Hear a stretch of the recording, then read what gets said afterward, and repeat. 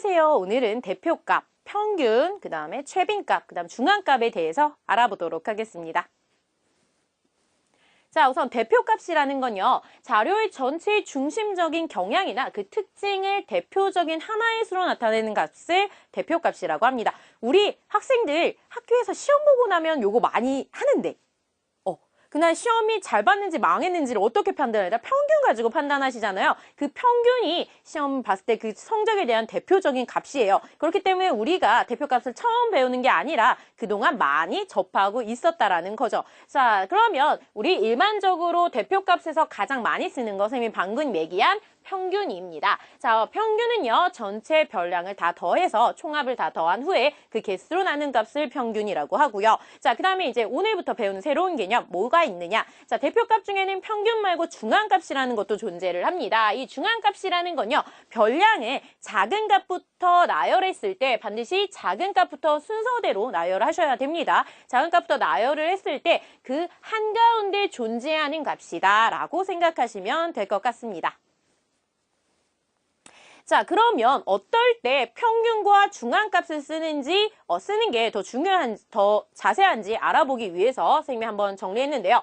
별량 중에서 매우 크거나 작은 값이 존재했을 때 우리는 이때 평균보다 중앙값으로 그 자료의 특징을 나타내시면 될 것 같아요. 요거 가끔씩 서술형이나 이런 데서 자주 나오기 때문에 개념 정리 잘 하고 가시는 게 좋을 것 같습니다.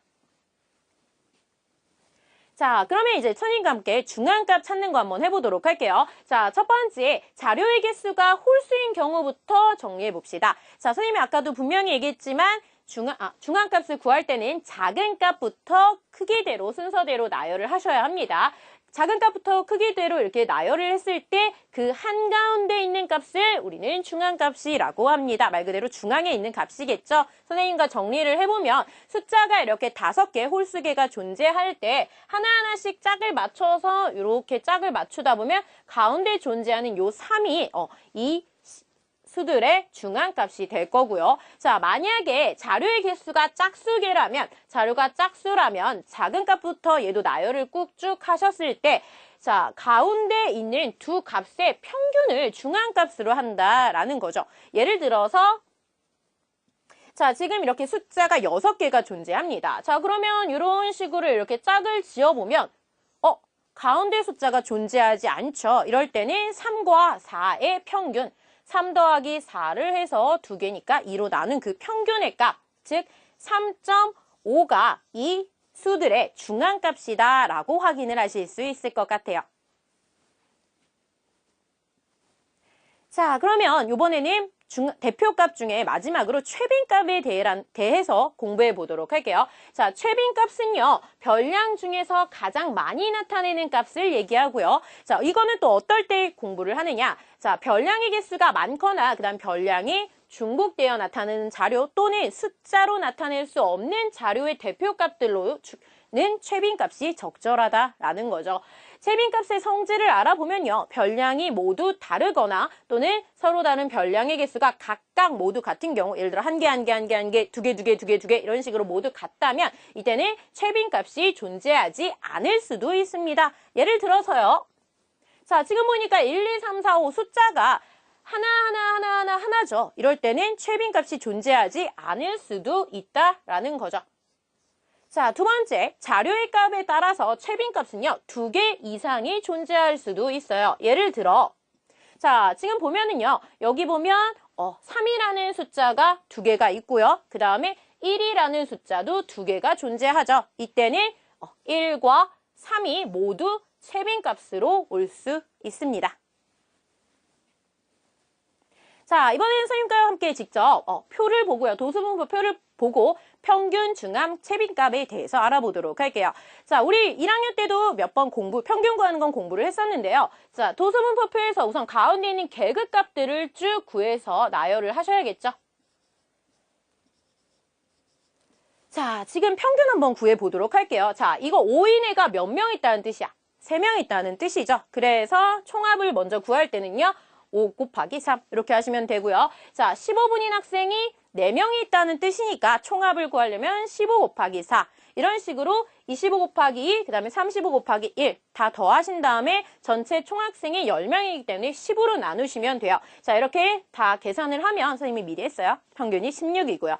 자, 이번에는 중앙값에 대해서 알아보도록 합시다. 자, 전체가 10명이야. 전체가 10명이라는 건 1번부터 10번까지 이렇게 쭉 나열을 했을 때 그 중앙에 오는 거 나누시면 돼요. 그러면 5.5번인데 5.5번은 존재하지 않죠. 그렇기 때문에 우리는 5번째와 6번째에 있는 계급의 값을 이용해서 계산을 하시면 되는 거죠. 자, 5번째와 6번째에 있는 별량의 계급의 값은 15이기 때문에 이때 중앙값은 15이다 정리하시면 될 것 같고요. 자, 그 다음에 이 중에서 최빈값을 구할 때는 도수가 가장 많은 값 4일 때의 계급값 구하시면 될 것 같습니다.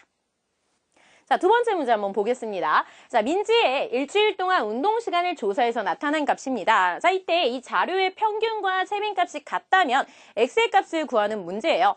자, 개수를 좀 보니까 숫자들을 쭉 나열해서 보니까 다 하나하나씩밖에 없어요. 선생님과 아까 최빈값의 성질에서 개수가 숫자들이 다 같다면 최빈값이 존재하지 않을 수도 있다라고 했었죠. 그렇기 때문에 여기에서 이 x는 반드시 여기 나열되어 있는 숫자들 중에 하나로 중복이 될 거예요. 즉 성질을 이용해서 최빈값을 구하면 이때 최빈값이 x값이겠죠. 최빈값이 x라는 건 평균도 똑같이 x가 온다라는 뜻이니까 평균을 구할 때 다 더해서 7로 나눴을 때 그 값이 똑같이 x가 된다라고 생각하시면 되고요. 분모를 없애기 위해서 양변에 7, 7 다 곱해서 정리를 해서 x의 값까지 마저 구하면 x의 값은 49이다. 이렇게 정리하실 수 있습니다.